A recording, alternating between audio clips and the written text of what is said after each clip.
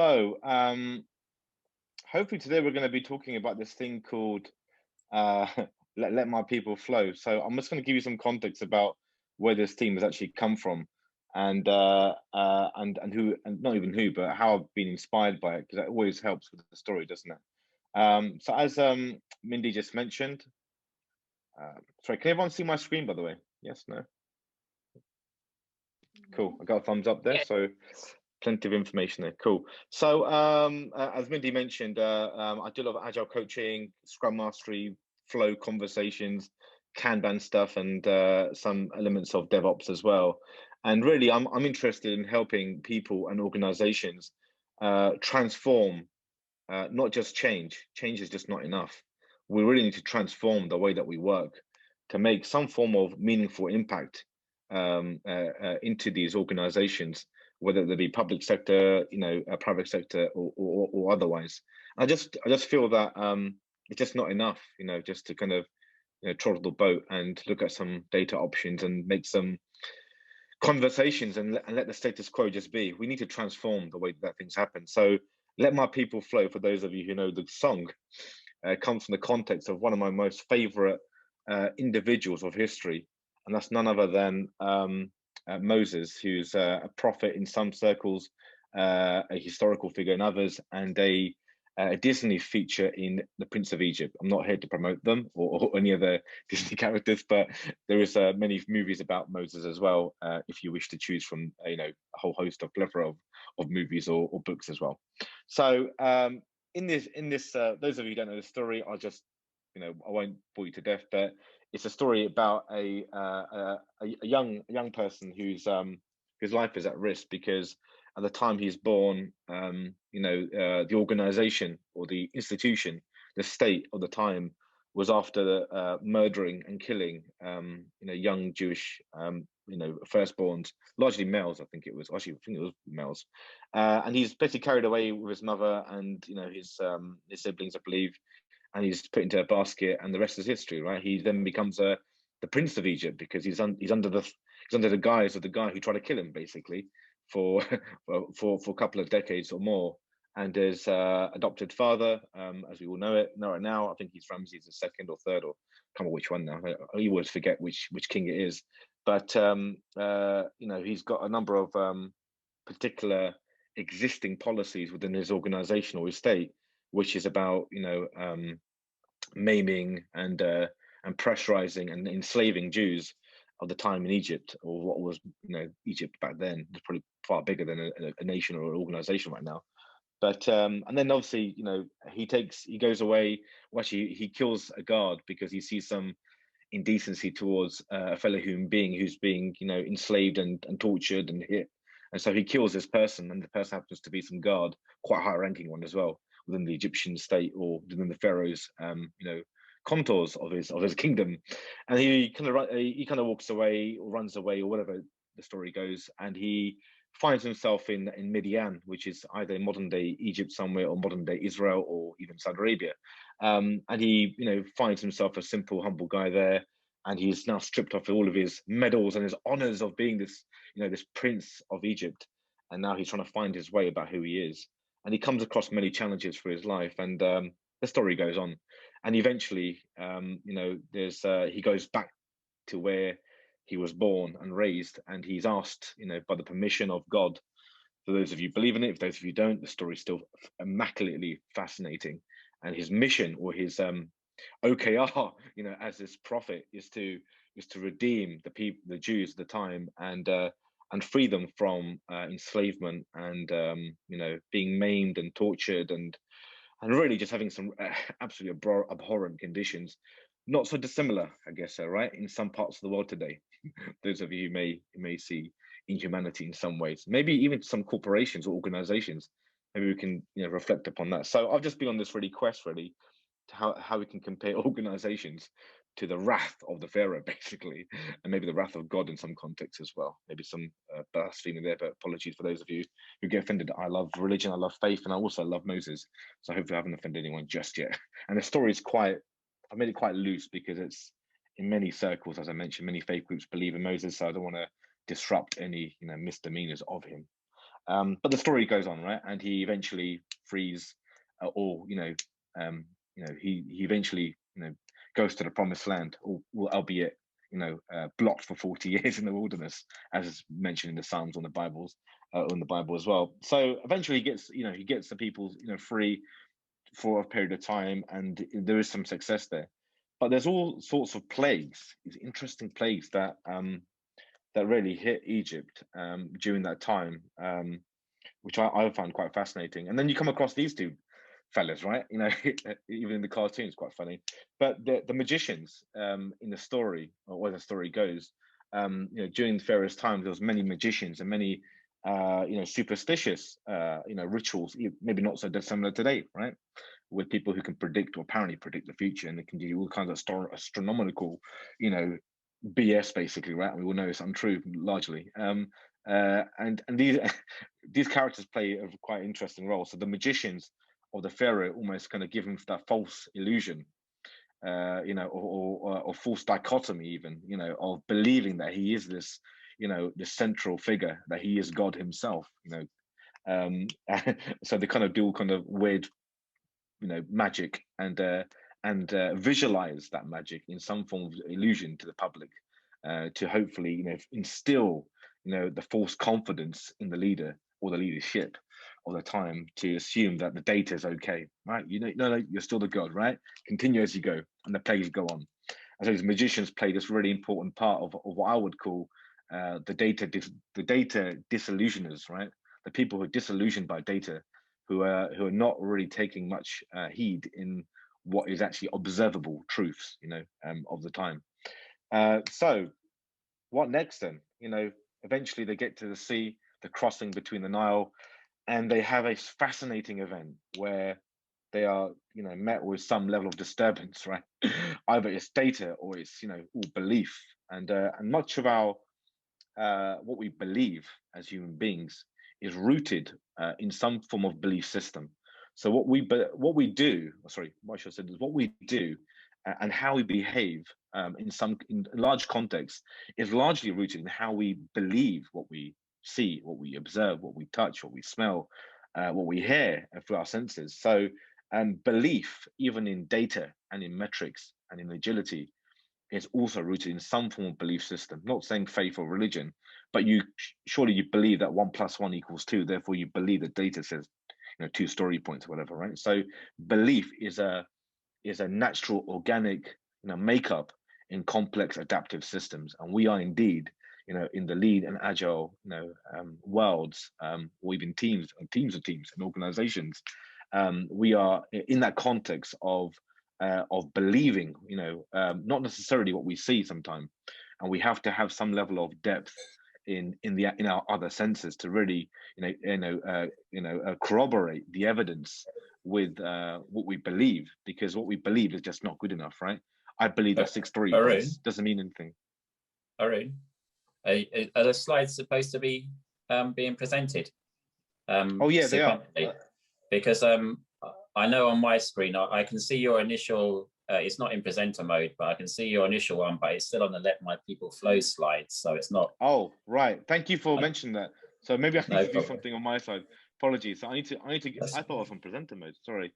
Here's me thinking I've gone through 4 different presentations. Okay, you're not. That's okay. So thanks for the feedback. So what do I need to do? Let me go to my PowerPoint presentation and see what's gone on here. Maybe I need to just go to desktop view and just maybe do it that way. If I do.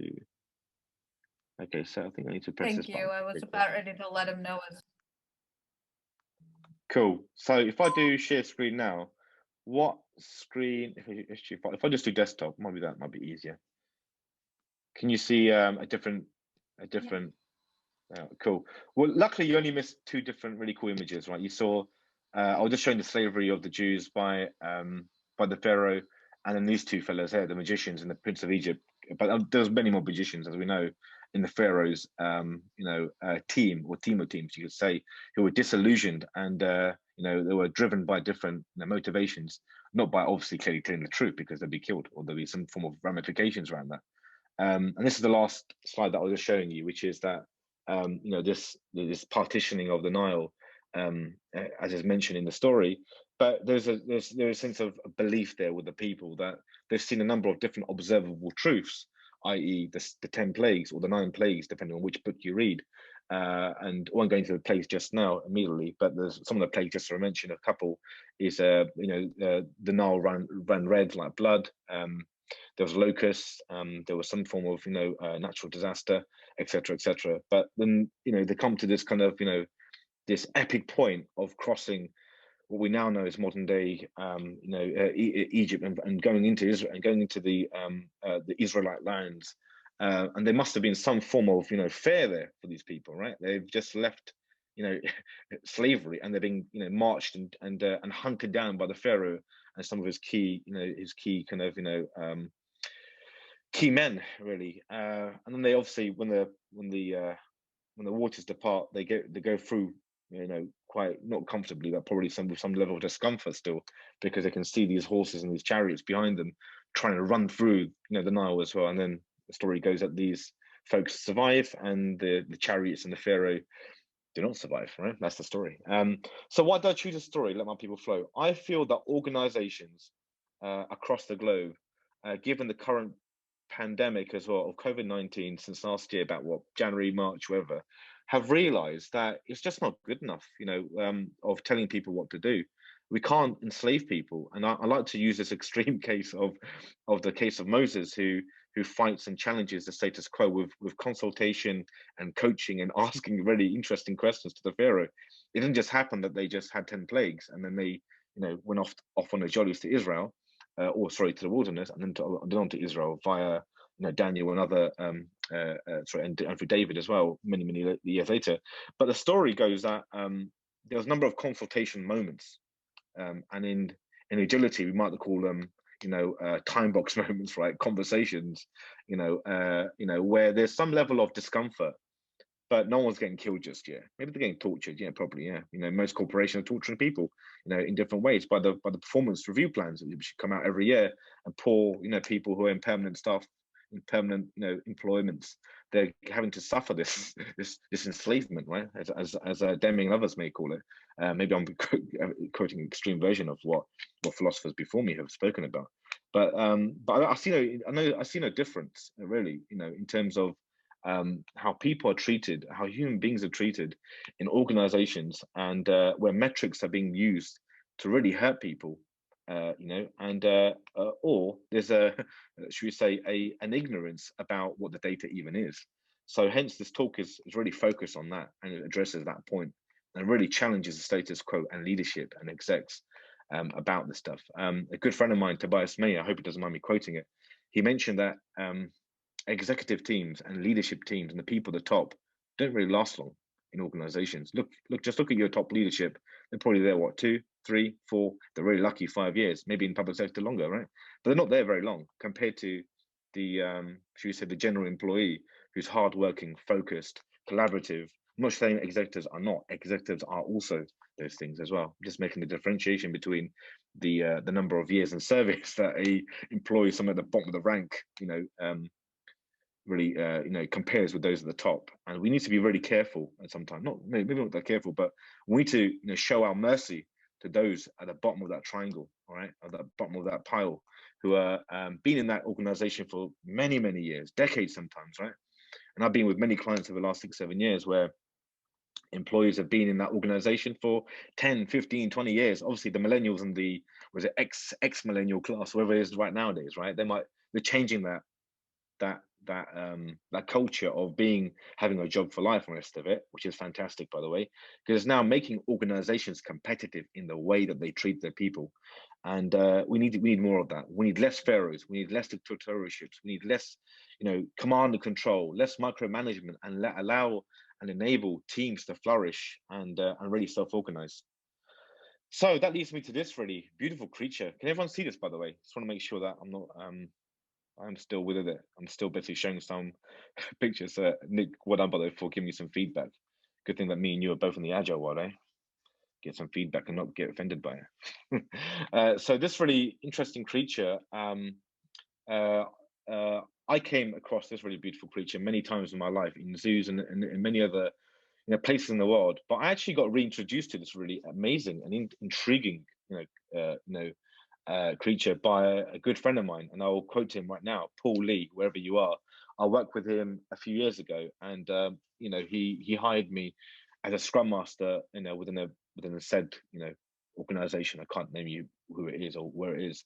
And me and him went into some series of conversations for several months. Actually, it wasn't just let's do this thing called flow, and let's improve flow, and let's focus on flow metrics. Let's focus on the right metrics.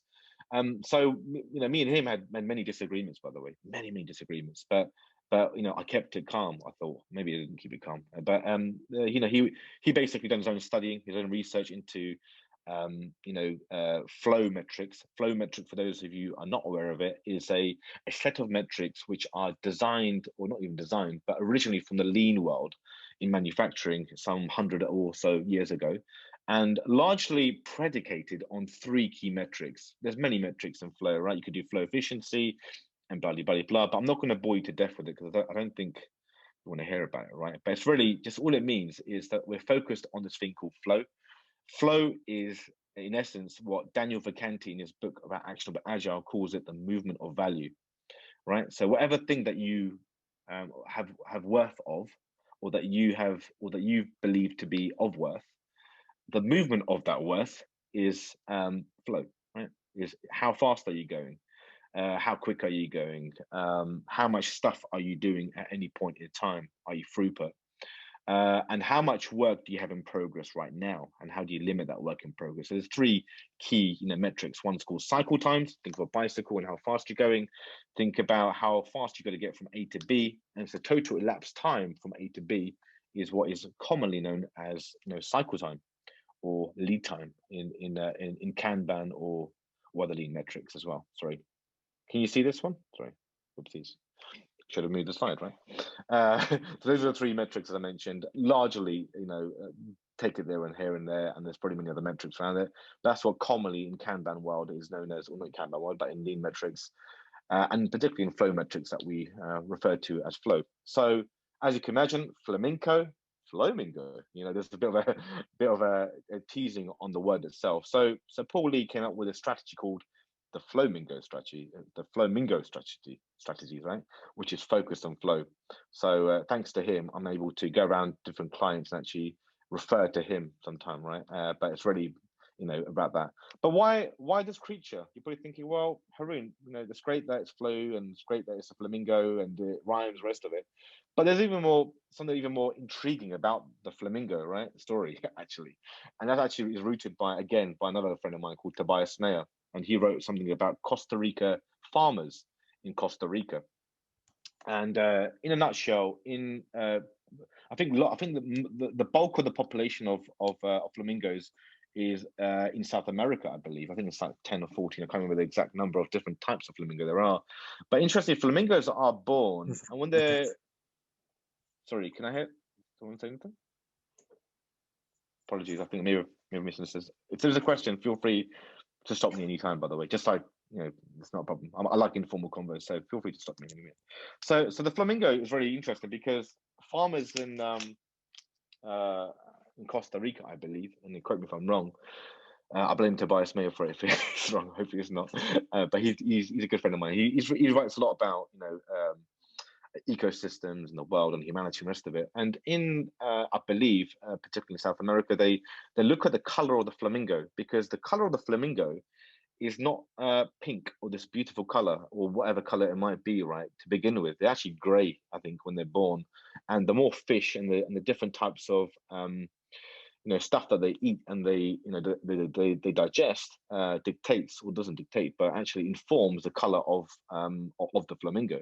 So the better the ecosystem of where the flamingo resides, they can find good quality fish and good quality shrimps, I think it is, that they eat, or whatever it is, then the color of the flamingo starts to become more pink, right? And you can almost tell how the environment or the ecosystem is around this beautiful creature. So farmers use that as a indicator. You could say in Kanban, a signal, right? Or a signal of concern, or a signal of whatever it might be. So my friend Paul, whoever he is, he came up with this really, play on words. So thanks to him, I basically, robbed it, or actually not robbed it. I referenced him wherever I go, the Flow-mingo strategy, which is based upon nature to some degree, but we can use that for looking at flow in teams and looking at the continuous flow or the blockaging of flow, i.e. the movement of value in agility or in agile teams or scrum teams or Kanban teams or DevOps teams, whatever you want to call yourselves these days, right? Just teams, right? Teams of people who are working together to deliver some form of value to the customer or the end user, really. Right? So hopefully that gives you some level of context. So, and I haven't scared you away just yet by showing you pictures of pharaohs and and flamingos, right? So as I mentioned before, cycle times, which is up here somewhere, is really a key. It's one of the key indicators around metrics. So what is this thing, and what am I showing you right now? So this is called a scatter plot, and this is I'm going to share with you a case study, a story about a team that I actually work with.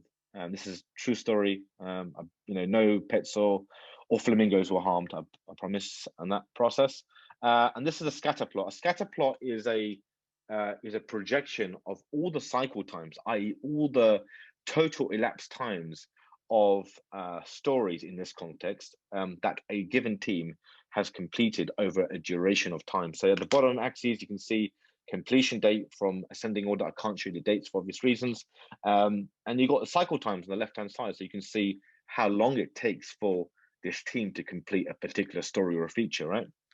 And it's quite powerful because a team can look at that data, or you can look at that data, and you can start to make some, very, very clear, judgments about this team already, right? You can say, for example, that 85% of the time, this team takes, 10 days or less to get a story done, right?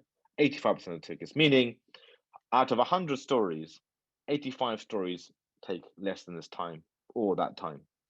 And it's quite a powerful tool because now you're talking business language. That's what people want to hear. Your stakeholders, your directors, your executives, your managers, your product owners, your product managers, and whatever quirky titles that we have for management are not interested in story points. They might be, but they're more interested in, are you going to meet that date? And as Daniel Vacanti has, fantastically titled his book as well, called When Will It Be Done, available online and many of the stores. That's what people are really interested in, right? We want to be predictable. We want to know how long things take, and cycle time is a fantastic measure or metric, shall I say, to enable you to understand what's happening with your teams without any form of judgment. Putting this up there with a team in retrospective and saying, "Team, what's going on here?" Automatically, your eyes will go to these two outliers. These are called outliers, right? 140 days and 130 days long. Believe you or me, these two stories, one of the key reasons why they took 140 days or 130 days, which is almost what, from us, right, about 4 or 5 months, right, something like that, because they were dependable on 1 or 2 people. And those 1 or 2 people were not available in the team because guess what? They were context switching across 3 different Scrum teams or 2 different Scrum teams. And so it took them almost, you could say, 14 times. If the 85th percentile is 10 days, i.e. 85% of the time it takes 10 days, right, to get things done, this took 140 days. It took 14 times the amount, right, just for 1 person to context switch or 2 people to context switch. So it just shows you the power of visualizing this particular chart is quite profound. So what's the next one? You can always use the scatter plot with this highlighted thing. So, there's many tools out there. I won't mention, any particular ones, but there's Actionable Agile, Kanbanize, and many other, Kanban style metric tools that do this already. But then you can add a feature in this tool, and you can say, well, show me all the stories that were actually blocked any given time for more than 1 day. And then you can say, see a story here, right? So these were blocked before, therefore, clearly the cycle times are going to be far more higher, right? But these two were not blocked because the team never blocked it, so therefore they never knew about it. And you can start to create policies in your teams about blocker policies and blocker clustering. For example, if we're blocked for more than 1 day, what should we do? Well, escalate to product owner, etc. So cycle time is a very powerful metric in this context. I'm going to forward this stuff because I think you might not have any cool thing about it. So another chart that you can use by simply having those 2 things, as I mentioned, the cycle times itself, when you start something, and when you finish something. So in Scrum or in Kanban, it could be when you start doing the work and when you actually get the work done. You can actually measure the cycle time between those two things, or those multiple workflows, right? And you can start to do something called Monte Carlo simulations, which is basically in actionable Agile, which is a tool, or Kanbanines. These are computational algorithms. All it means is taking all of your historical data, i.e., all of your throughput meaning the number of things that you complete per unit of time, i.e., 10 stories per week, 10 stories per month, 20 stories per blah blah blah, 2 epics per 6 months, whether your measure is, you can quantify that and look at all the historical throughput of that given type of work, and then you can forecast based upon that using a simulation called Monte Carlo. And all it is just basically using your own historical data to produce some form of forecasting, not estimation. Estimation is almost finger in the air. Forecasting uses your empirical data to make some form of insights or predictions, should we say, with a given confidence level. So in this Monte Carlo, for example, Monte Carlo simulation, sorry, there's about, I believe, 1 million trials. You can see 1 million trials have been done with this team's data. And I basically use the data from, I think, last 2 sprints, because if you use data beyond, say, the last 7 sprints or 4 sprints, and your team has changed and the work has changed and blah, blah, blah, blah, the previous historical data is no longer that relevant to you. So I always go with, say, the last couple of sprints worth of data, then we do a forecast based on that. But again, it depends, all depends. The consultant's favorite word, right? It depends, but it does depend. Data does depend. I want to bring you to a gentleman who once stated, so W. Edward Demings, he actually said in his book, The New Economics, I believe, in God we trust, all others must bring data. It's a very profound statement, right? Saying that we should never trust people. Otherwise, we should trust, we should only trust God, but in everything else, we should have data to really make some form of insights or make some wisdom, patterns of communication or statements. We shouldn't really make willy-nilly, analyses without data. Data is the currency of today's world, as you know it. Data sciences, data teams, cybersecurity teams, all different domains, across software and non-software teams are using data now to create some form of insights and analysis and look at trends, etc., to make some form of decisions for the future. Many big companies do that. Don't even have to name any, to be honest with you, but it's all the same. So what we do with this is that the Monte Carlo is quite relevant, because here I've said, use this Monte Carlo simulation. How long will it take, so it says total items complete. Yeah, so how many stories can my team get done in the next 62 days? And at that time, I think 62 days was a very key mark for my team. And they were 62 days away from this fixed, drop deadline, right? That some senior stakeholder had fixed in, right, because of funding decisions, etc. So the 62 days was the fixed, time period in which you can do as much as you can. And therefore the only thing that gives, right, or one of the only thing that gives, is your throughput, right? So if you've got a fixed date, then you look at the throughput, or how much you can forecast for them, right? So the Monte Carlo was really helpful in that particular context, and we could forecast it that way. So, and there's also, that was the how chart. How many stories can we get done per unit of time? And there's another flip on it, which is, right, when will be done? So to answer, the stakeholders' most favorite question in most organizations, right, here's a pot of money, here's a few teams, here's a value stream, when you're going to get the work done, right? That's the most important thing that stakeholders are largely, really interested in, because they've invested in it, right? And they funded it. And so rightfully, they want to know what's the return of investment, right? And how long are things going to take? And obviously we work in a highly complex, uncertain, highly ambiguous, and highly volatile world, right? VUCA, as you know it. VUCA is the acronym for, volatile, highly volatile, uncertain, highly complex and ambiguous environments, right? COVID is a perfect example. How many of you have probably changed the way that you work purely because of COVID impacts, and you now have to work remotely on a Zoom call and have to say, yes, can I hear you? Or can you please repeat that? Or whatever those lovely words are these days, right? In people. So the whole way that the globe has started to work has changed because of a global pandemic, and that's an external factor, highly volatile. complex markets. Financial institutions are in highly complex markets. The stock market, from what I remember back in, was it March or April last year, and seeing the lot of stocks plummeting, highly volatile market conditions. And as soon as you get some stability, vaccination, AstraZeneca, or vaccination, Pfizer has now come into play. Some level of stability starts to come into play, and the market starts to stabilize a little bit, right? Or start to pick up a bit. Some level of confidence and certainty has been bought, and therefore you can make some level of predictions because you've now got some predicated analysis that you can make some judgments upon, or make some not judgments, but make some recommended options for. Because now okay, right now I can fly somewhere, but I can't really fly anywhere because everything's in the red zone. But I can fly to blah blah blah. So you've got some level of prediction there, or confidence that if you book a flight tomorrow on whatever airline, that's going to get rejected because in the red zone, or maybe in a month's time things might change. So we should use Monte Carlo simulations quite carefully as well, not to predict everything. And remember, this is based upon something called Little's Law. And Little's Law states essentially that the average cycle time, i.e. the average length of time it takes to get something done, is equals the average work in progress. So the average items that you have in your queue divided by the average throughput, i.e. the average amount of work that you get done. There is a symbiotic, maybe not even symbiotic, but there is a clear relationship, a direct relationship between cycle times, throughput, and the amount of queues you got on your backlog, or in your work, or the number of projects you got, or the number of work streams you got to get done.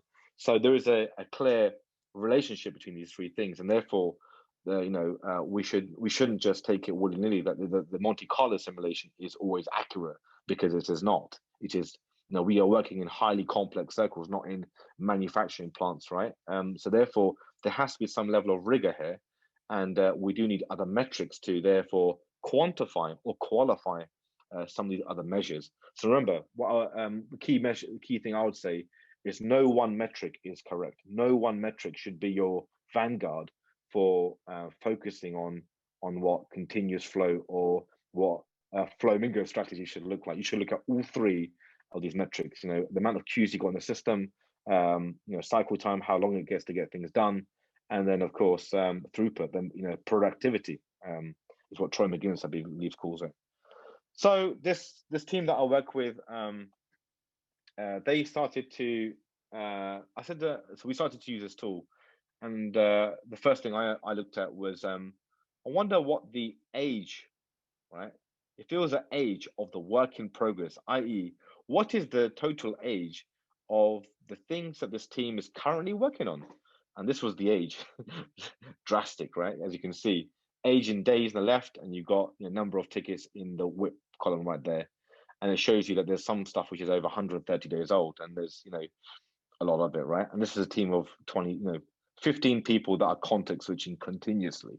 They're not even trying to do Scrum. They're almost trying to not do Scrum, right? Or even Kanban, or whatever it might be. Whatever this thing is that they're trying to do. So the first thing we did is we visualized the workflow. A key thing that is quite powerful in metrics is when you're working with teams, try to visualize what that workflow looks like for the team or the team of teams. So this is the first thing that Paul, me, and many Scrum Masters in the organization did. I need to share my screen again. Apologies. So much of what we did is we individually work with our teams. So Paul is this kind of lovely chap who let us self-organize to some extent and said, look, can you go to your teams and figure out what their workflow is, right? Because to do in progress done is just not good enough, right? It's not good enough. We just don't know where the loopholes are, right? This is to do in progress done, right? If I was to do to do in progress done, that looks like that.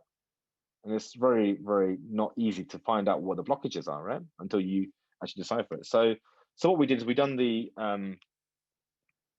we discovered what these things are, and we developed this team particularly what I work with, they developed a workflow saying that we first understand the work, then we build the thing, then we verify, I do some testing, then we go to the product owner, do a demo, and then we do all of that stuff, right? So they had some form of workflow, and as you can see, as soon as we started to visualize their workflow, as soon as we can see it, as human beings, something happens in our brain when we see something, we can visualize it, we can observe something, the average WIP went down by almost 60 days within just, I think it was a span of a month.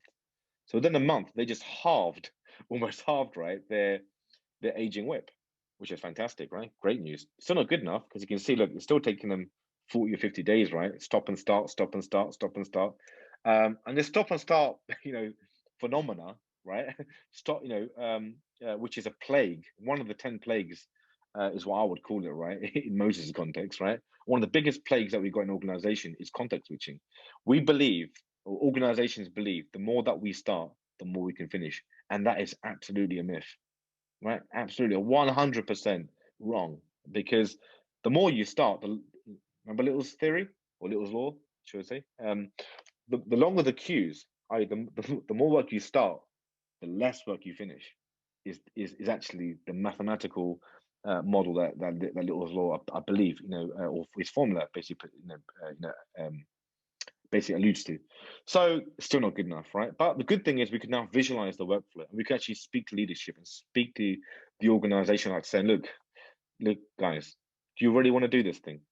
Do you really want to have siloed teams where you have 10% of this person's time, 10% of this person's time? Do we want to work in a different way? This is like me, going against the pharaohs, but basically, advising, consulting, saying, there must be a better way of working. Can we do Scrum? Can we do Scrum properly? Actually, can we get fixed teams? And by fixed teams, I don't mean indefinitely. I mean for a period of time. Can we have the same people, right, in the same team, cross-functionally, with a different quirks and skill sets, coming together daily and working towards the movement of value? Can we do that, please? And it was absolutely fantastic, because they saw the data, they saw the actual results, and they said, yeah, absolutely. And this is what it looked like 6 months later. 6 months later, the WIP was fabulous. It was almost things wouldn't take more than 14 days, because now this team is starting to break things down with their hammers. They're breaking down the big blockages, and they're actually cross-functionally working together. They're not working in multiple different teams. They're working in one focused, team that's on a mission to get things done, on a mission to flow. And they got a lot of freedom. This team got a lot of freedom, by the way. So they went from slavery, and when I joined with them, they were very much, defeated. The language they were using was defeated. The way that they were thinking about work was defeatism. Essentially, they had more people at the beginning. They had almost, at one stage, 15 or 14 people in this Scrum team working on, stories. By this point, 6 months later, they had about 7 people. All the people needed to move the value. All the people needed to get the Israelites out of Egypt and away from slavery. They had all the manpower and human power and female power needed, right, to get things done. And this is what it looked like. This is what flow looks like. And they were happier, they felt safer. And how do I know that? The retrospectives. The retrospectives were far more fun. The energy in the room was of banter. Not to say there wasn't banter anything before, there was banter always, but there was a different mood music and energy in the room or in the remote environment. Even during COVID, this team was excelling. They delivered on value early and often, and it was quite remarkable. So this is just a picture really of where the experiments happen. So one thing that we should do as people looking at agility metrics is no one metric is going to give you all of the truth. We have to look at data in different ways, and we have to trust our teams and trust the human beings that we work in to experiment. And what I would recommend is experiment, experiment, experiment. Do not give up on experimenting. And here's where we started experimenting this team, for example, right? 20 days with the WIP. There 20 things that was how many things that they were concurrently working on. They then done an experiment of having a WIP of about 15, I think it was, and their throughput went off the roof. They started to deliver more work, right, in less time, right? And I think as Jeff Sutherland says, right, I think half the time, more the work, or double the work, something like that. I think he's got a title of the book of that nature as well. But we continuously experimented, right? So the big message here is experiment with your metrics. And here's another one, to see the experiment in a different way, where they looked at daily WIP, 6 months after the experiment, they run another experiment. The team now said, actually, Haroon, do you know what? We want to do our own experiments. Hey, thumbs up, fantastic. That's what we need. Self-organizing bunch of people, right? And they said, well, actually, we don't need to have 15 WIP. That's too much. We're still getting blocked on a lot of things, and we're starting a lot of work. So over lunch and learn, over some lunch and some coffee, back in the day when we could actually go into restaurants and go into canteens, right? We got our canteen food, and we came back to the table and we said, okay, right, what's going on here, guys? What's going on here, team? And a couple of people said, look, we are being dragged by the product owner and by some other people to get more stuff in the queue, and it's really breaking us up. We're all over the show. We're not testing as much. We're not really focusing much. So I said, well, what do you want to do about it? What experiment do you want to run? What experiment do you want to own? Not me. What experiment do you want to own? And they said, look, can we do a WIP limit of 8? Because we got, 3 developers, 3 testers, blah, blah, blah. Can we just do this, right? And see how it works?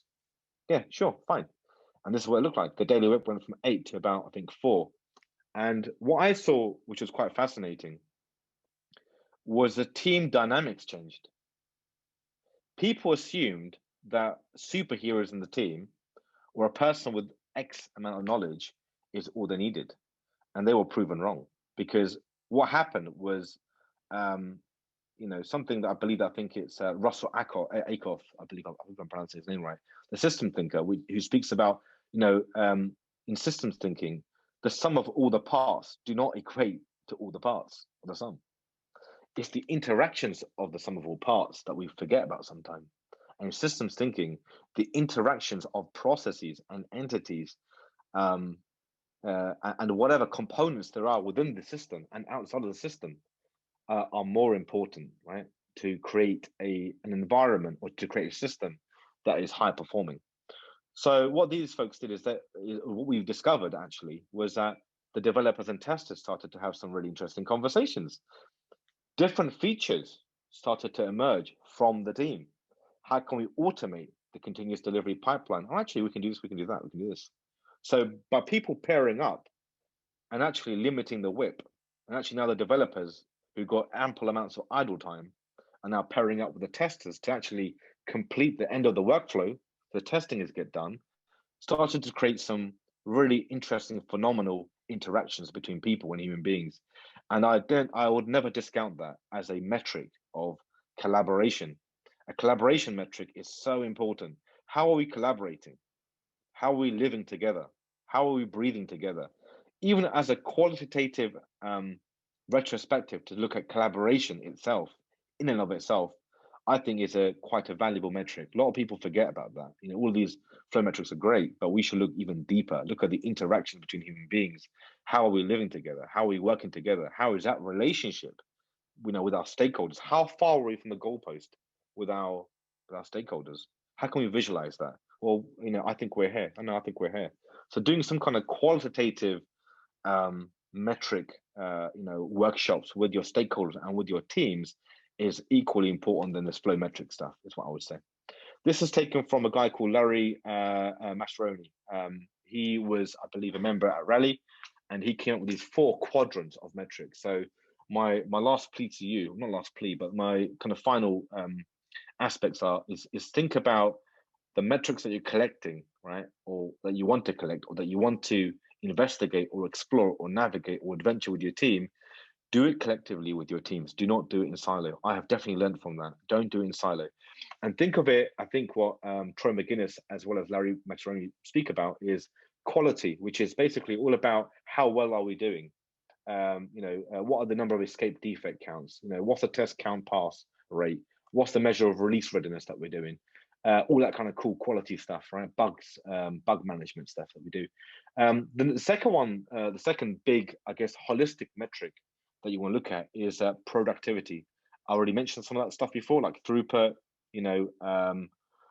throughput, cycle time, so not cycle time, throughput, a number of releases per day. There's velocity here. I don't really agree with velocity personally. I'm not a big fan of it, but I know Troy McGuinness and Larry Mascheroni speak about it quite a bit, and they're bigger than me, so I'm guessing there's some value there. But I personally don't like velocity because it shows you about what the speed is for a certain given thing. And I feel that it's not looking at it systemically. but there is some value there, absolutely. The third thing is responsiveness. In agility or agile or lean agility or business agility, there's so many different words out there. There's a big focus, I think, on some execs about how fast are we going. And I always say in the agile space, sometimes we have to slow down before we go fast. Or I wouldn't say how fast we're doing, I would say how sustainable are we? But maybe that's a different thing. So in responsiveness, it's about the cycle times, how many stories you're getting done per unit of time, looking at the customer lead time from when you start an epic or start a big project and you complete a big project. What's your responsiveness? How quick are you at closing down things? And the fourth quadrant is predictability. How repeatable are we? How stable are we? How good is your data to show you that there is some level of predictability that you can make? If your data ranges are so varied and wide, right? For example, I'll give you an example. If your cycle times are anywhere between 1 day and 150 days in one sprint alone, that's a high level of variation or variance, as Troy McGinnis calls it.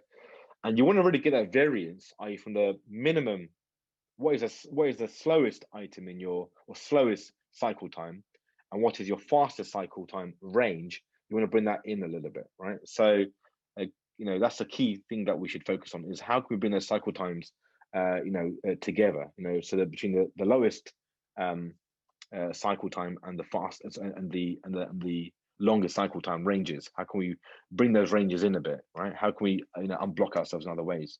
This is all about stability. And going back to the Flow-mingo strategy, the Flow-mingo strategy looks at all four of these things, by the way, and more.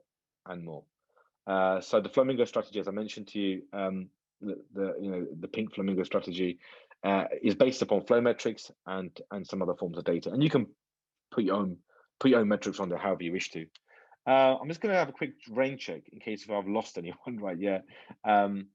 Mindy, how are we doing for time? Have I got some time available?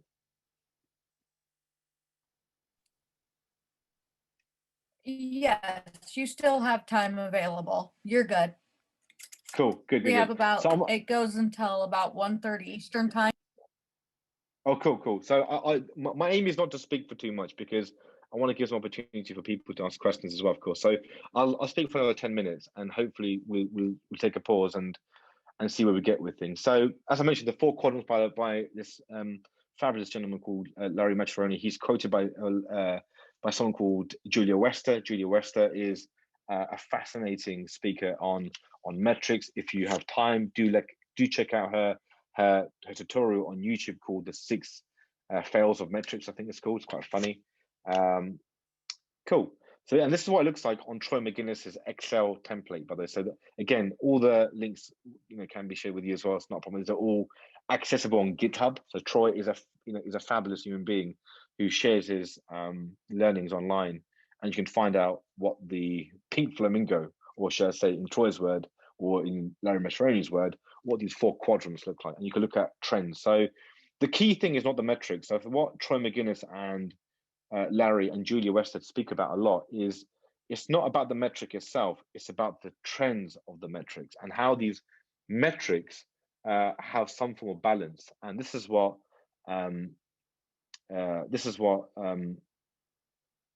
Troy focuses on or speaks about, called the six metrics or 6 metric dimensions to balancing or to balance. And you can find that on his website there on GitHub. I'm referencing him because he's an absolute legend on metrics. And what he says is a bit more nuanced, actually. It's interesting as well. Is he speaks about the competing forces between metrics and how one metric may have a different reaction to another metric. And here you can see, for example, doing the right stuff, or the valuable stuff, has a competing force against being resilient, right? Or doing it fast, so having faster, speed, right, may have an impact upon predictability, right? So, or doing it right quality, i.e. the amount of bugs that you take out of the system, or how good you are at the quality metric, will definitely have an impact upon your throughput, right? If you're spending too much on quality, you may not get much done, right? But how much how much leverage do you put on each, right? So you can use his metrics, as I mentioned, on those 4 quadrants, and you can see it, visualize the way that Troy does about trading wisely. He speaks about, having different trades in the way that we measure, and not just having one metric to measure for one thing. Don't be siloed about your metric. Don't just look at, for example, pace, which is cycle time. Look at other forms of metrics as well. Cool. So far, I've been talking to you all about something called delivery metrics or process metrics in the Agile space. I haven't yet talked about value itself. As I mentioned, flow is one of your best strategies to get things done.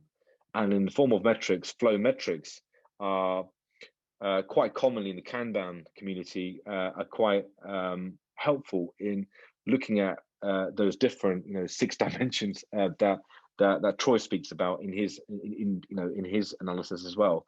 So I want to kind of bring this kind of full round circle a bit, really. So there is another dimension to this, and I would like to invent that and call it the 7th dimension.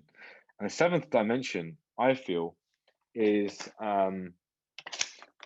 value in and of itself. And what I mean by that is, if the 6 dimensions of balance so far, and all or most of the literature out there to date that I've been familiar with, has been focusing on delivery metrics or process metrics, right? That's all great. That's fantastic. But what about value metrics? What about this thing called value itself? Why can't we? Sorry, I'm just going to change my background because I've just realized I've done something quite interesting. Cool. Can everyone see this, by the way? Everyone see my screen? So for the next part, I'm going to invite you to find where my camera is and spotlight me. Or Mindy, I may ask you to spotlight me, actually. I don't think there's a way to spotlight me in Zoom.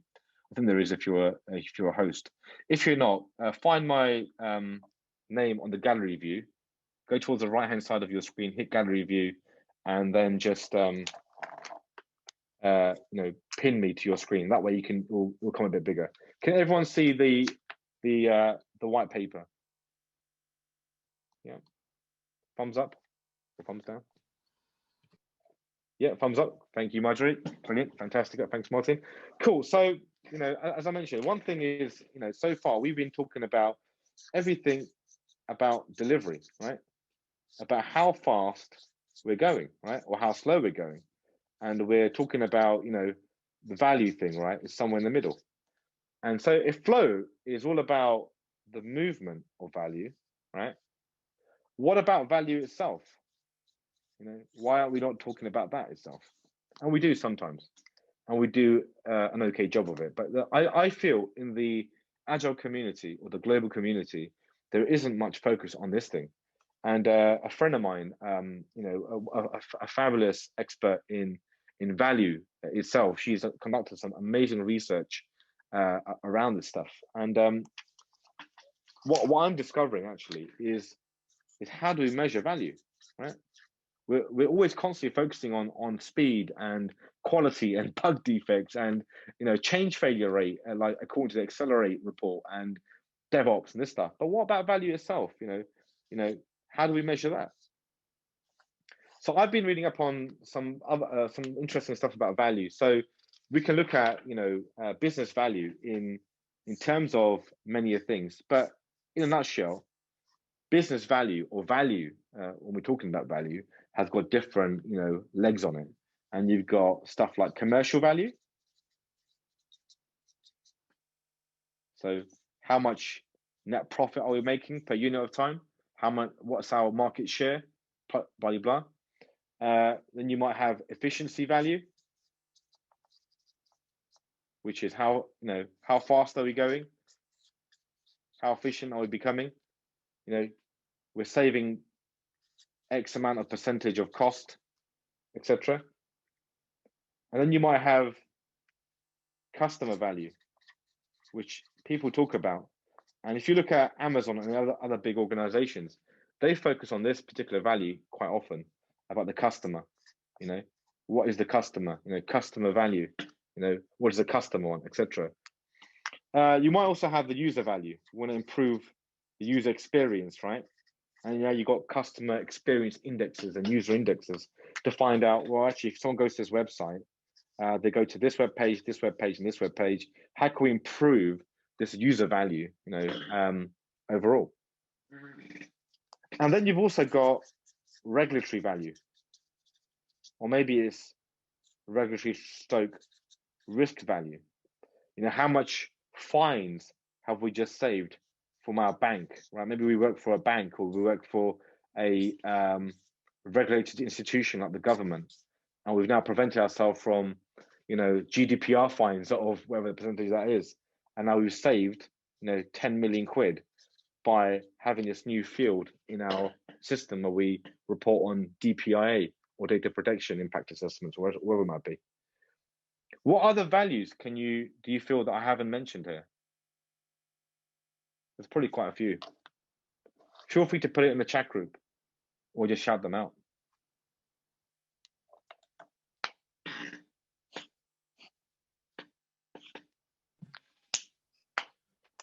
What about employee value, Haroon?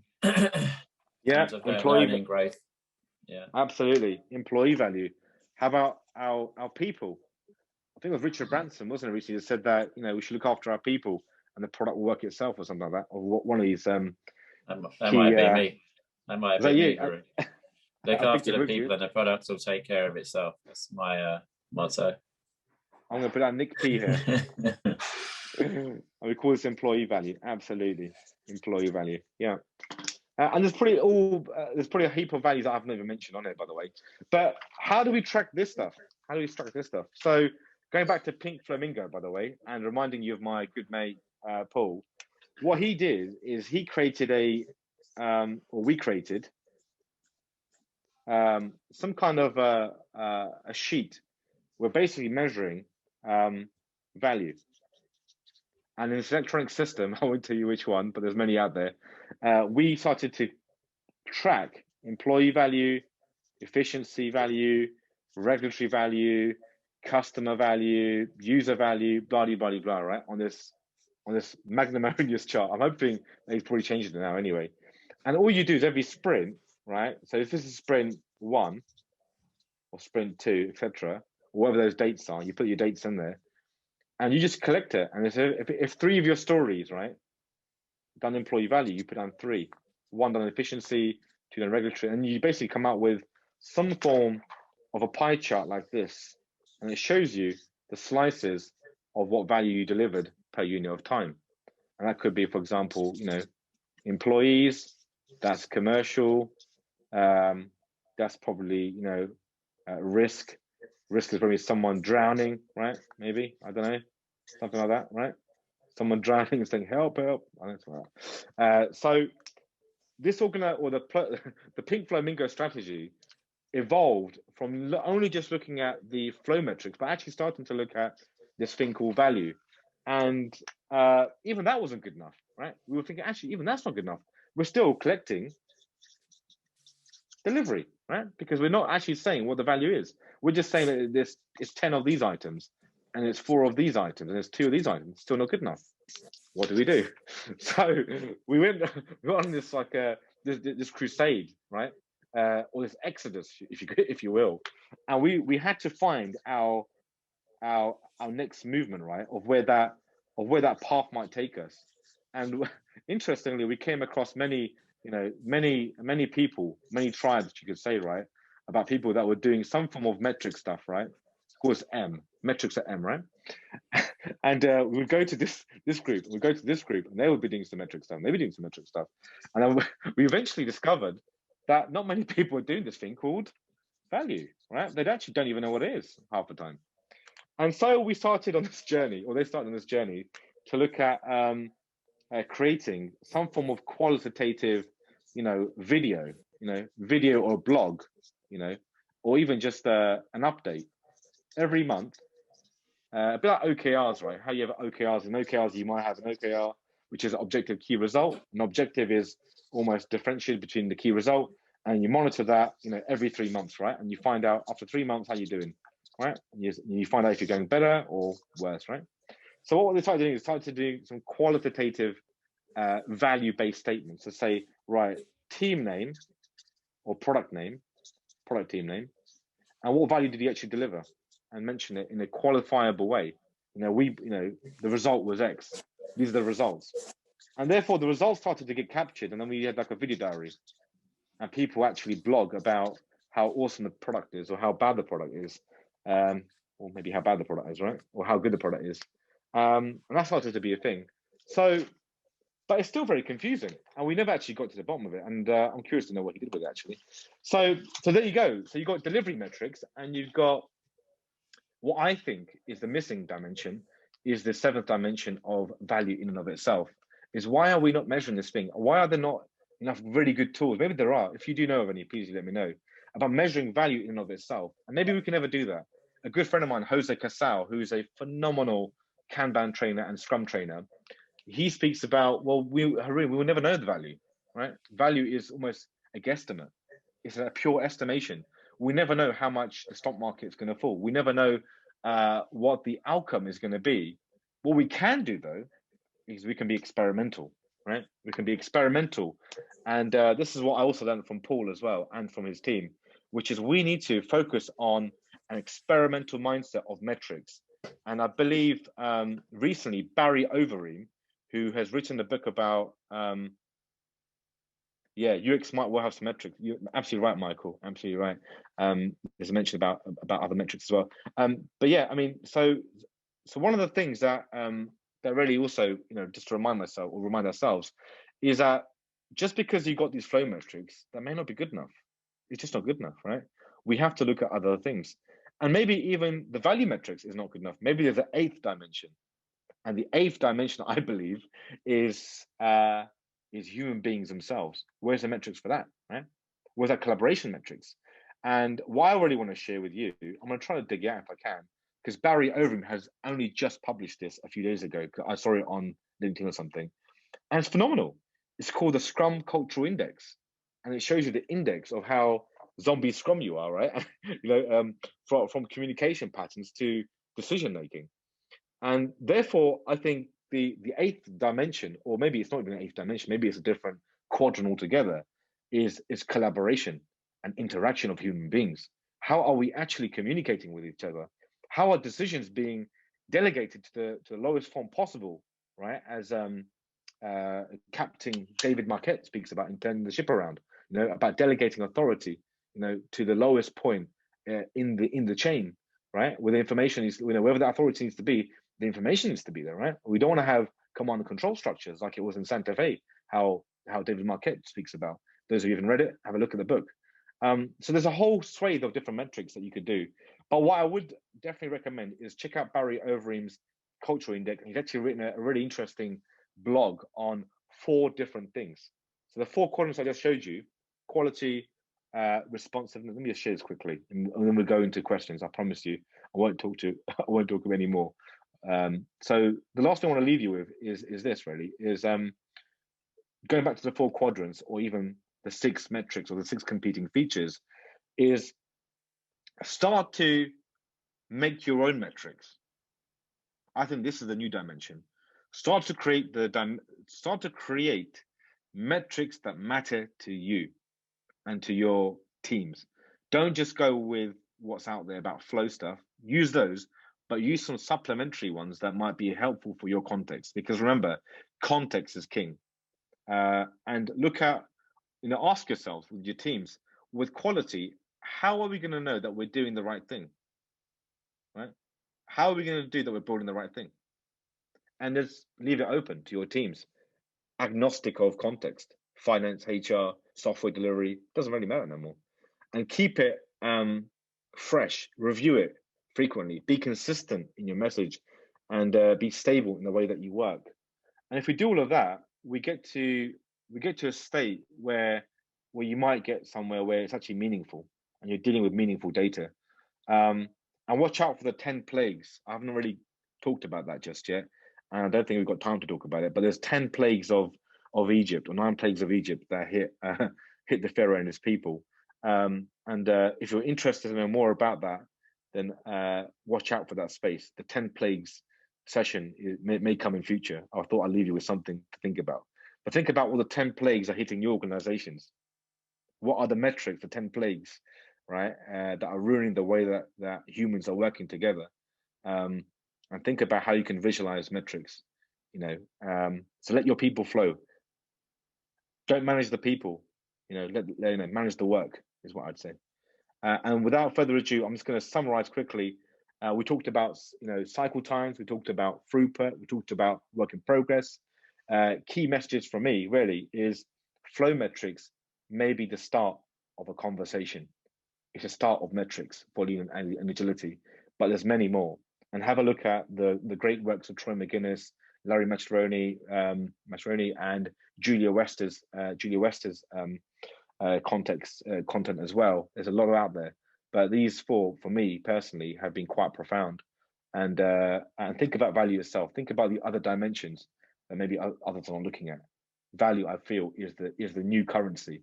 Over the next 10 years, I feel much of the Agile community might start to focus on this thing called value itself. It's in the Agile Manifesto.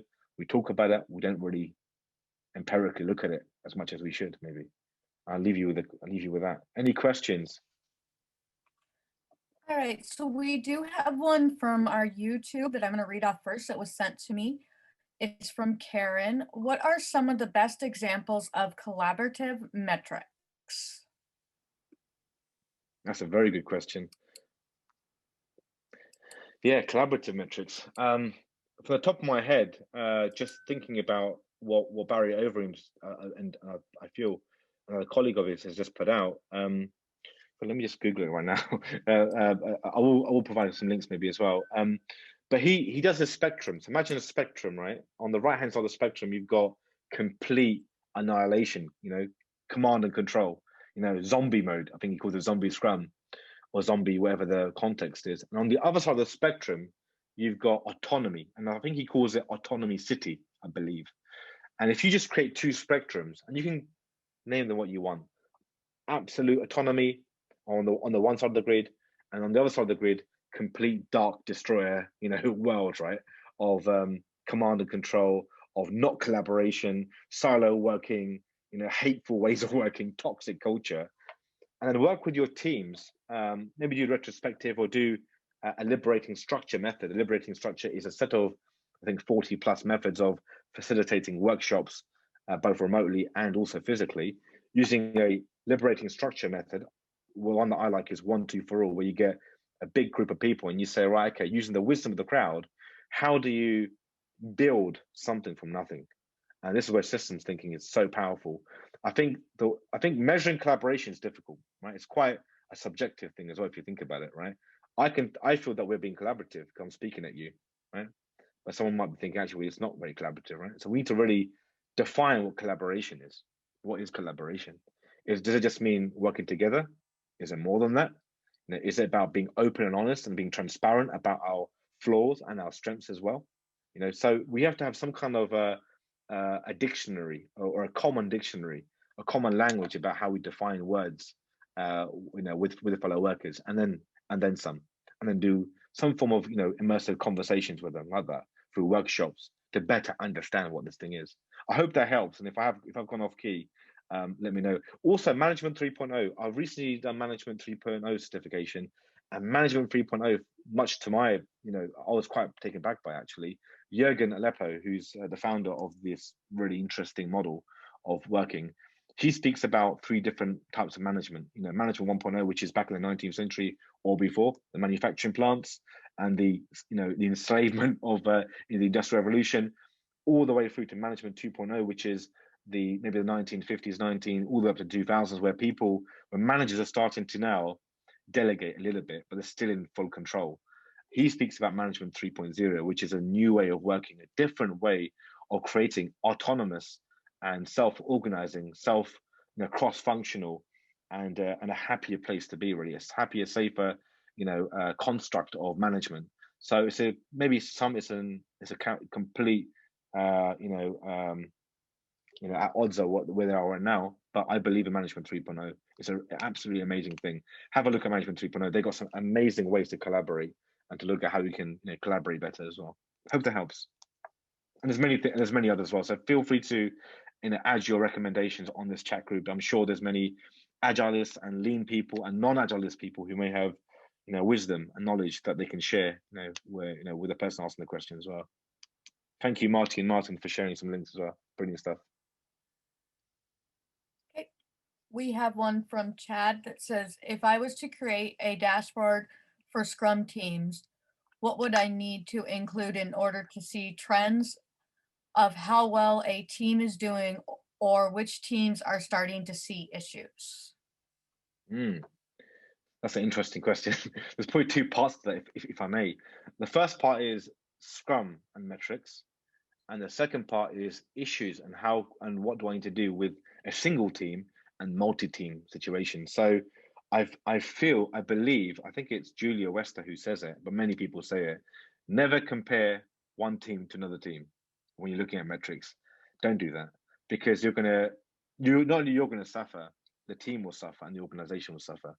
Look at teams. Of course, you've got to look into the context of the system and the wider system. And I think Klaus Leopold calls it, the different flight levels, flight level 1, 2, and 3, and he talks about team with team metrics, or etc. But with Scrum is quite invisible when it speaks about metrics. Let's be very clear. Scrum is a framework, and no one in the Scrum guide does it say use burn up charts or burn down charts. It used to.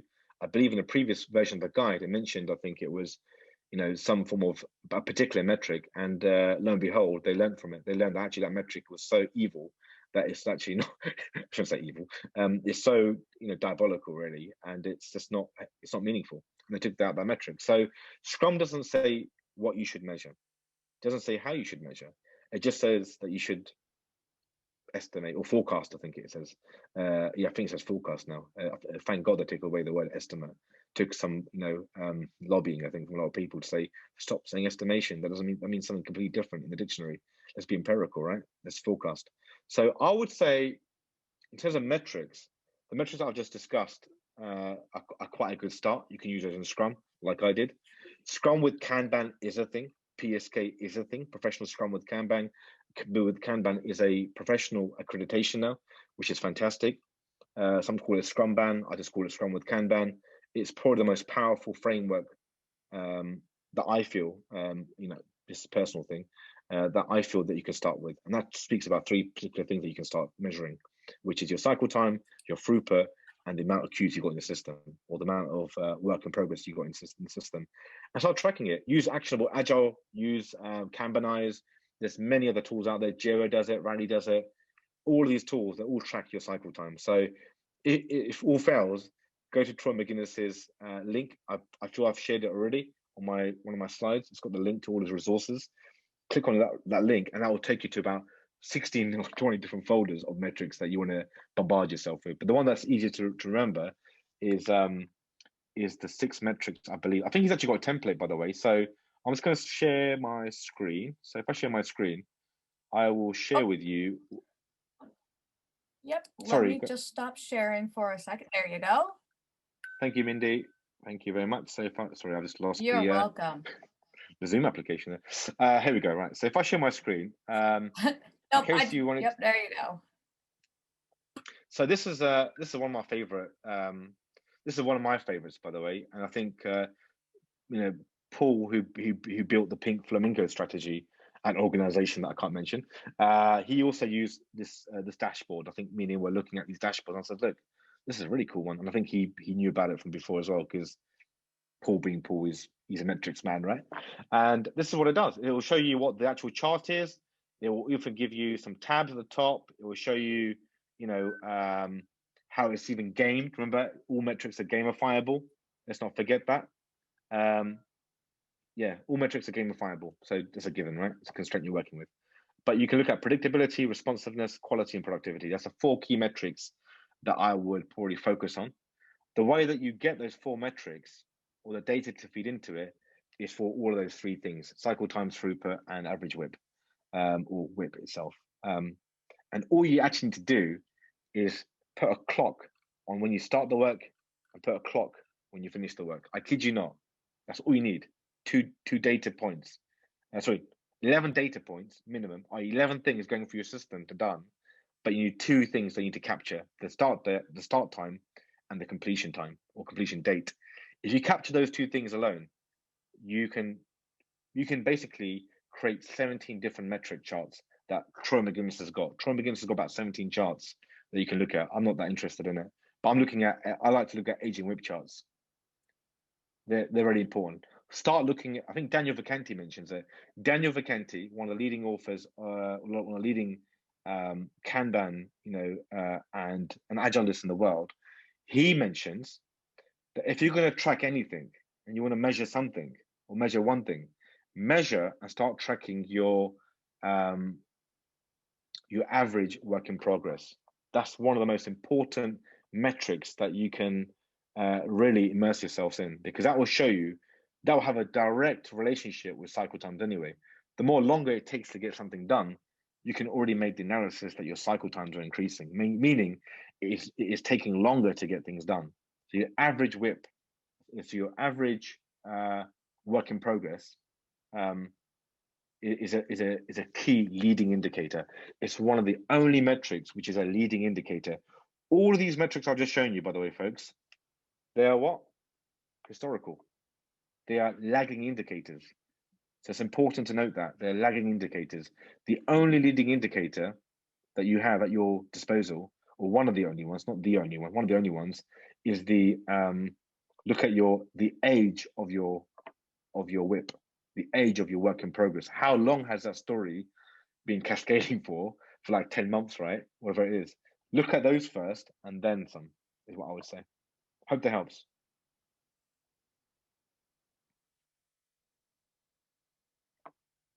Okay, let me see where we have. The metrics for which the project's assessments are identified for each project, would you define the templates or matrices or some hybrids? Sorry, some hybrids of the two. Yeah, that's a really good question. Yeah, project has a different connotation, doesn't it? When you have a project, you must have a, are we talking about the same thing here?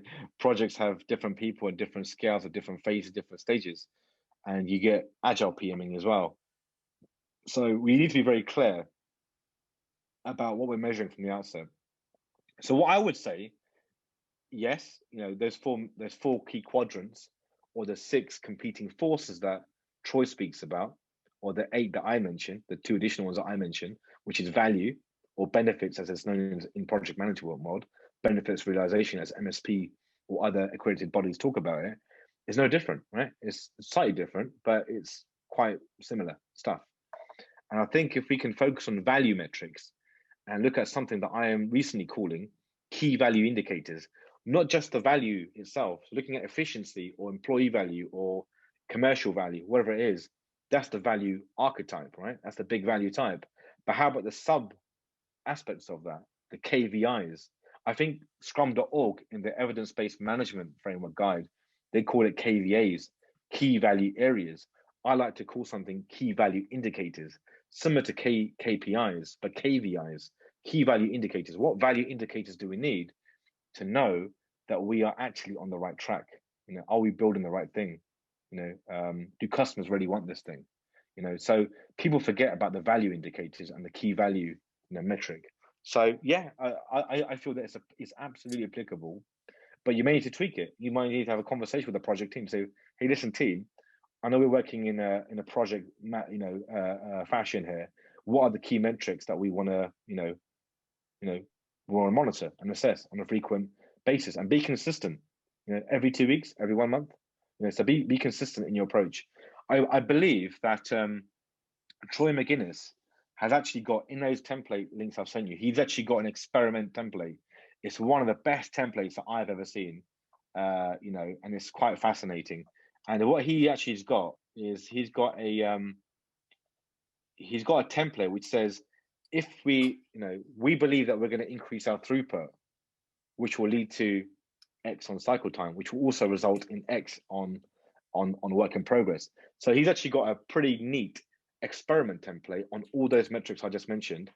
And in each quadrant, he said, well, if we do this experiment, what is the result of this impact? What is the impact of this experiment on all the other quadrants as well? And it's fascinating because it's saying, that one metric, if you just solely focus on one metric, that's just not good enough, because it's going to have a impact upon, you know, your other metrics. And just to give you an example, we want to improve our throughput. We believe that by doing X is going to increase our throughput, but by increasing your throughput, that's going to have some form of impact upon your WIP limit as well, right? So you need to make the final end of the statement, which is this will also result in a catastrophic impact upon our WIP limit. Therefore, we need to increase our WIP limit, whatever it might be. So he's actually got a pretty cool template. I don't think I've done him justice, but do have a look at that at his GitHub page. I'm going to put his GitHub link in this chat group, by the way, so that you can all, you know, copy and paste it. I think actually, let me just go to the highest hierarchical position on his spreadsheet. So yeah, his spreadsheets are all here. I'm just putting that in the link in case you're interested. Play with it. It's all Excel oriented. So if you don't like Excel, tough luck. If you've got a tool somewhere, use a tool. If you can use Excel, you know, it's got very, very basic stuff in there as well. But he's done all the hard work for you, put that way. Hope that helps. Okay, we have a question from Michael that was up further, and I apologize that I missed it, Michael. It says, what matrix would you use in Scrum? Yeah, good question. Would you so in Scrum, just from my experience as well, I used all four. So all four of those quadrants are applicable in Scrum, because in Scrum, if you're working in Scrum teams or in software teams, software Scrum teams, or even non-software Scrum teams, because that is a thing, right? That is definitely a thing, because I'm working with the one right now. Then you're definitely going to ask about quality, surely, because Scrum is actually, to some degree, it's predicated upon reducing risk, isn't it? It's about finding out what we're not good at early on. Scrum is about visualizing and being transparent and being empirical in the way that we work.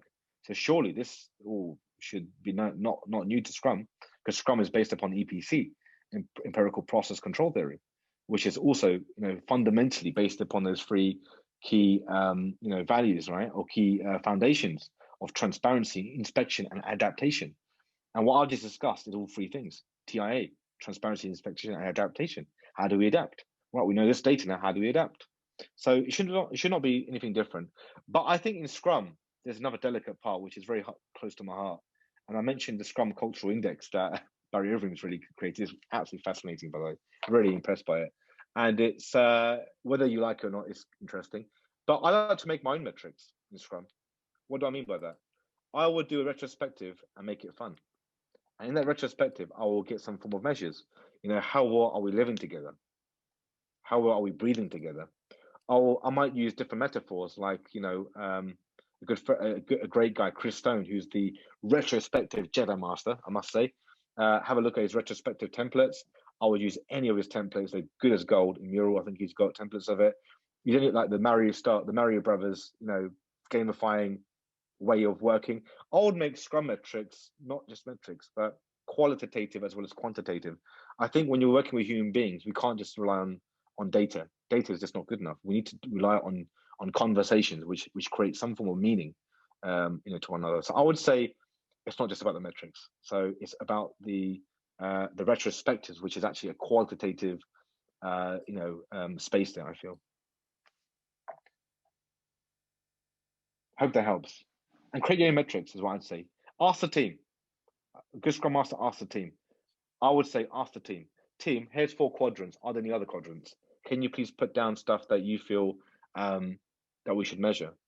And remember, you know, I think a very, very important person said this, saying that what you measure is what you value. Remember that. What you measure is what you value. Okay. If you're measuring the number of people, you know, per unit, right? Every person, how many stories is each individual doing? Guess what's going to happen? That's going to create a toxic culture, because you're now basically gamifying it and you're measuring individual performance, right? Which companies love to do. Don't do that. You're going to create a different environment, one of non-collaboration. So look at team metrics is what I'd say. Stick to team metrics. Sorry, Mindy, go for it. Nope, that's fine. We have one from Nick. Have you experienced a case where when it will be ready, in parentheses, is used by stakeholders as a goal, and they ask how we can increase that to the SM/coach/PO? Yeah, I have not only experienced it, I'm probably to some extent guilty of doing it right now. You know, or being asked that question right now, right? As an agile coach, and I've learned to how to deal with that question actually. And it takes some time. It takes some bruises and scars actually. Maybe hopefully not some of you. But yeah, I mean, I think the key thing is that, you know, bringing it back full circle and saying, you know, we're doing Scrum here, right? So the product owner has the key responsibility, along with the team if they wish to, in the sprint review, to have that conversation. And maybe in Scrum, that's the beauty of Scrum, right? To some degree, and also in Kanban, is you have particular meetings where you have those conversations about when things are going to be done. And I think the sprint review is a perfect opportunity to visualize that data, to visualize those roadmaps, those metrics. The key thing is to be probabilistic, not deterministic, and to move away from that language which says we're going to get done on this day, and rather speak about delivery confidence. Like I mentioned, we are 85% confident that we can deliver 62 features between these two date ranges. A range of dates is far more healthier and more safer, both from an options perspective, from a risk perspective, from a predictability perspective, from a humane perspective even, in how to manage your stakeholders. And I think, you know, in terms of how to manage your stakeholders, Roman Pitchler's got ample amounts of information out there about product goals, product roadmaps, and he's an absolutely fascinating guy with an amazing laugh, by the way. But yeah, if you're interested in that stuff, then have a look at Roman Pitchler and his product roadmaps and his recent book on strategy, I think it's called. But I think we should take a step back and say, remember, these are human beings as well. Stakeholders are human beings. Treat them like humans. Don't treat them like animals. Don't treat them like others or like a pharaoh, in the context I may have mentioned it, but treat them as someone that you can coach, someone that you can have a conversation about this data, and use the data to drive the conversation is what I'd say. Become a data-driven person, become a data-driven organization that has non-emotional ties to data, but has emotional ties to the qualitative stuff. Data is as good as the stuff that you put in the system, of course, but use data in a non-subjective manner and look at the context around the data to build stories and build powerful stories with your stakeholders and have conversations to negotiate the forecasted date. Don't get stuck in the deadline. Do not get stuck in the deadline.